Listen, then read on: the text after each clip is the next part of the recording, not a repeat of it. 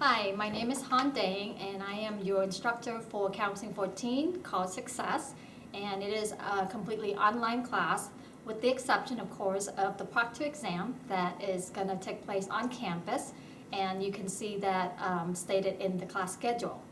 So today, basically, I just want to tell you a little bit about some tips that may help you in taking an online class.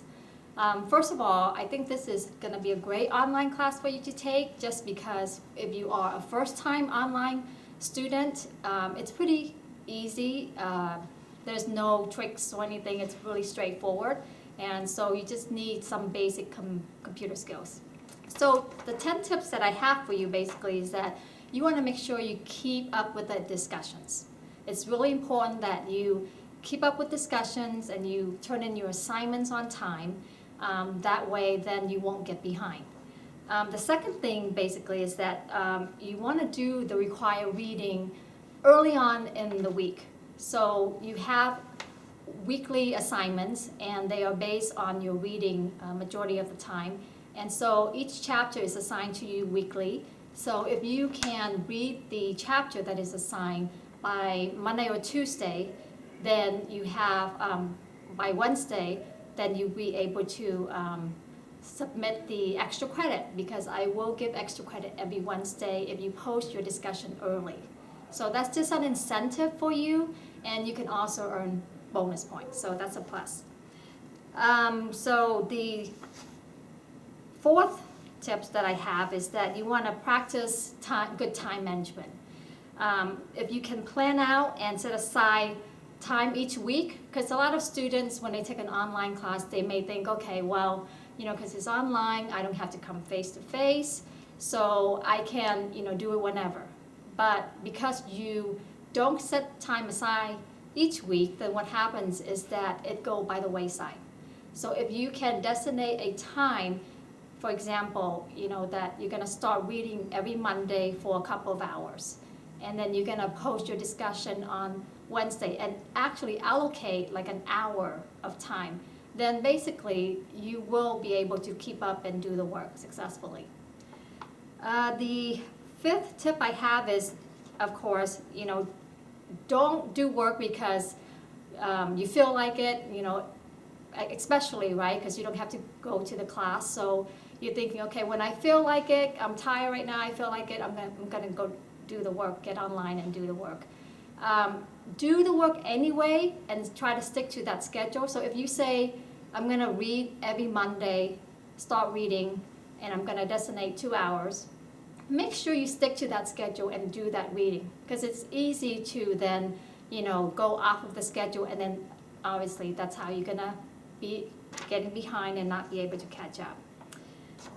Number 6, whenever you have free time, definitely work ahead. I do open up a week ahead. I don't like to open up more than that because I like students to be at the same topic, but you can work 1 week ahead if you choose to.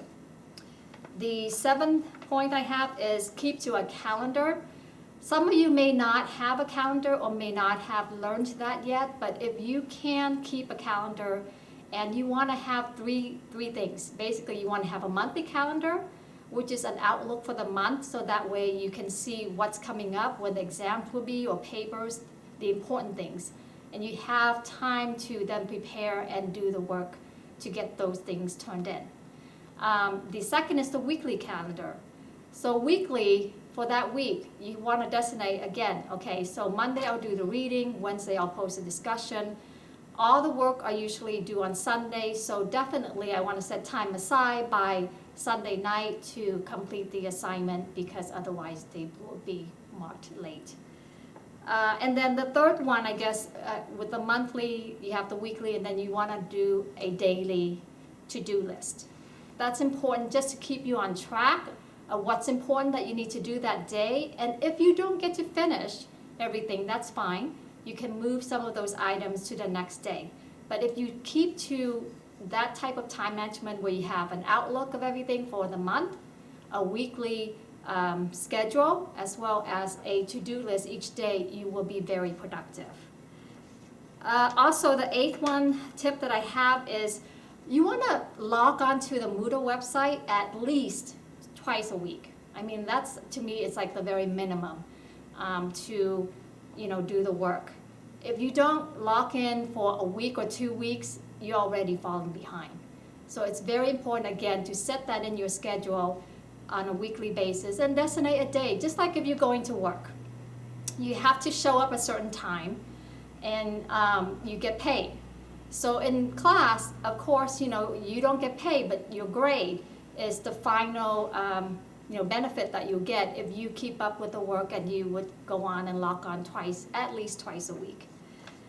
The ninth point is that, some people say, well, grammar and punctuations don't matter, and your writing doesn't matter. To me, even though this is not an English class, I don't expect to be grading you with everything like an English instructor would, but I would like for you to be able to at least do a grammar spelling check so that when I'm reading your discussion, I'm reading your assignment, I'm able to understand the main ideas and not get confused and lost because your writing is not up to par. So basically what that means is, don't be too quick to just write and then submit, but after you write, look at it, do a spelling check, do a grammar check and see, okay, does it look like it makes sense before you submit the work? And then last but not least, don't be afraid to ask questions. Whenever you have a question, ask. Email me, I will get back to you usually within 24 hours, if not, by 48 hours. But I will definitely answer your questions. And that's pretty much it. Just some tips for you to be successful in this class.